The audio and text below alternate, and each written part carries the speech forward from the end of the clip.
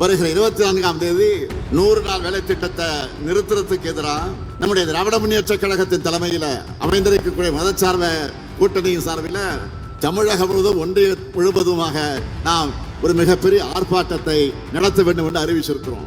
ஆனால் இதை பத்தி மூச்சு விட முடியாமல் இருக்கிறார். யாரு? போலி விவசாயி பழனிசாமி. உண்மையான விவசாயியும் நான் தான் விவசாயி சொல்றேன்.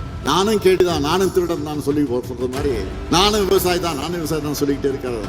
இது வரைக்கும் வாய்ப்பு இருக்கல. ஏற்கனவே விவசாயிகளுடைய உரிமையை பறிக்க அவங்களால நடுத்தர நிறுத்தி பெரிய போராட்டத்தை நடத்தினாங்க. எதுக்கு? 3 வேளாண் சட்டத்தை பாஜக அரசு கொண்டு வந்து சொல்றோம். அதுக்கு பாஜக காரங்களெல்லாம் மூக்கு மேல வேலை வைக்கக்கூடியவர்களுக்கு முட்டு கொடுத்தார். யாரு? பழனிசாமி. என்ன சொன்னாரு? நியாயப்படுத்தினாரு.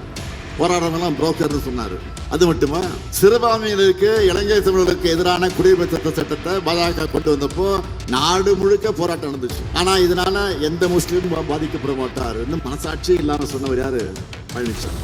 இந்த துரோக லிஸ்ட்ல லேட்டஸ்டா அடிஷனலா 100 நாள் வேலை திட்டம் சேர்ந்திருக்கு. பாஜக அரசு பல கோடி ஏழை மக்களோட வயிற்றுல அடிக்கிறப்ப கூட அதை எதிர்க்க துடைச்சல் இல்லாம அநியாயத்துக்கு துணை போகிற இந்த செயலை மக்கள் மறக்கவோ மன்னிக்கவோ மாட்டாங்க. எனவேதான் மக்கள் சக்தியின் துணையோடு இந்த சட்டத்தையும் திரும்ப பெற வைப்போம். இது எங்களுடைய லட்சியம்.